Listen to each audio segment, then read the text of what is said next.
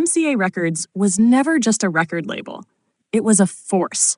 From the southern rock swagger of Lynyrd Skynyrd to the rebellious poetry of Tom Petty and the anthemic power of The Who, MCA built its name on unapologetically bold artists who shaped the sound of modern rock.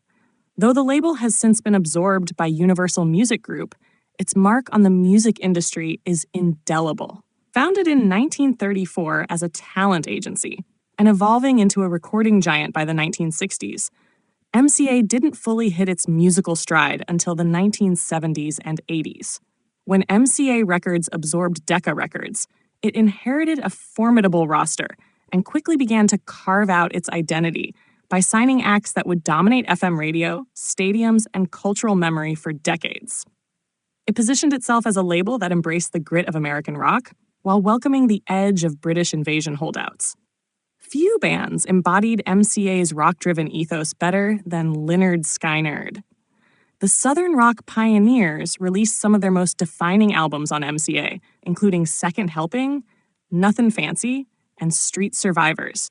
Tracks like Sweet Home Alabama and Saturday Night Special weren't just hits, they were declarations of identity.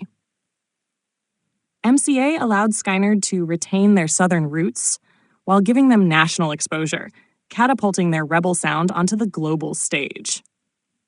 Tom Petty and the Heartbreakers also called MCA home for a significant portion of their career.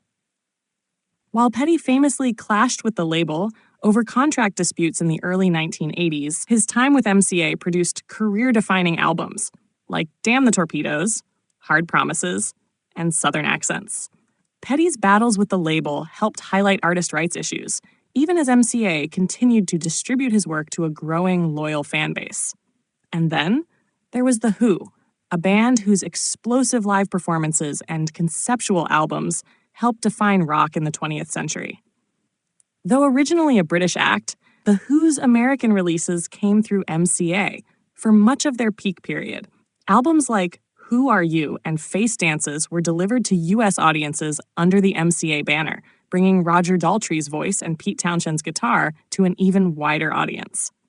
But MCA wasn't just about rock.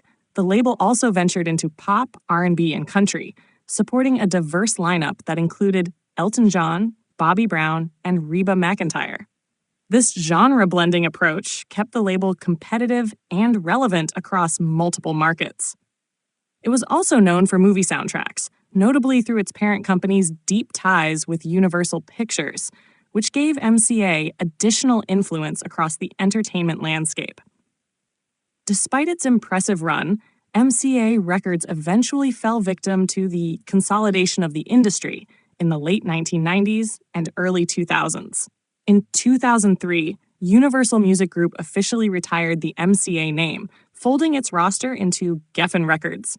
Though the logo and brand disappeared, the artists and music it supported remained active and beloved. Today, MCA's legacy is preserved in the enduring success of the artists it championed. Every time Freebird soars through an arena or Refugee blasts from a car stereo, MCA's imprint is felt. It was a label that believed in big guitars, bigger personalities, and timeless records. And though it's now part of music history, its sound continues to ripple through every chord played on classic rock radio.